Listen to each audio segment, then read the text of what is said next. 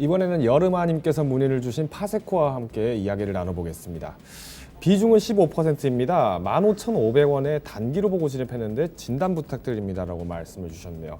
아무래도 15,500원이면 오늘 종가가 이제 15,400원이죠. 오늘이나 아니면 어제 장에 좀 이렇게 진입을 하셨을 가능성도 없지 않다 느껴지는데요. 한번 같이 차트 보면서 바로 이야기 나눠보겠습니다.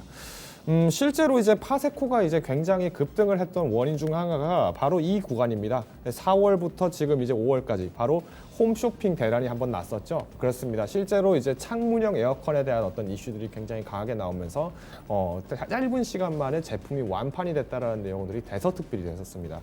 사실 이밤쯤 되면은 누구나 에어컨 생각하지 않을까라고 이렇게 생각을 하셨을 텐데, 특히 기존의 어떤 벽에다 설치를 하는 에어컨이라든가 아니면 스탠드형 에어컨과는 다르게 창문형 에어컨 같은 경우에는 기존의 이제 단독주택 같은 경우에는 설치를 했을 때 굉장히 용이한 부분이 있죠.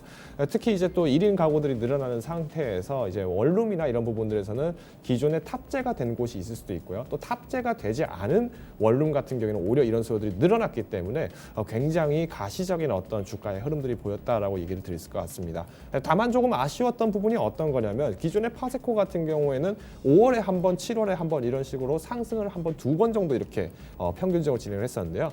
차트를 지금 보시면 이해가 되실 것 같습니다. 지금 보시면 톡톡 튀는 구간들이 몇 구간이 있습니다. 연별로 좀 튀는 구간이 있는데 마찬가지로 2019년에도 한번 6월 초, 그러니까 5월 말쯤에 한번 튀고 그리고 다시 7월에 한번 튀고 이런 부분들이 몇 번 번번이 일어나다 보니까 사실은 아마 이제 7월에 들어가신 분들 같은 경우에는 한 번 더 기다려보자 했지만 메리트 있게 그렇게 좀 주가가 반영을 못했다는 아쉬움은 좀 남는 것 같습니다. 자, 그러면 오히려 지금 단기로 진입을 하셨기 때문에 현재 상태에서는 너무 길게 홀딩하시는 게 어렵습니다. 오히려 지금 앞으로 이제 조금 한 달 뒤면 한 달 조금 안 남았죠, 말복까지. 네, 이런 시기가 지나갔을 때는 사실 에어컨보다는 파세코가 가지고 있는 또 다른 제품에서 문제점이 나온다거나 하는 랠리들도 나올 수 있기 때문에 현 시점에서는 조금 비중을 15%를 가지고 가신다는 건 너무 과다하지 않았는가. 오히려 저는 굳이 뭐 비중을 축소를 한다면 저는 한 5% 비중에서는 한번 가치 투자, 그러니까 실적 랠리를 한번 볼 수는 있겠지만은 오히려 저는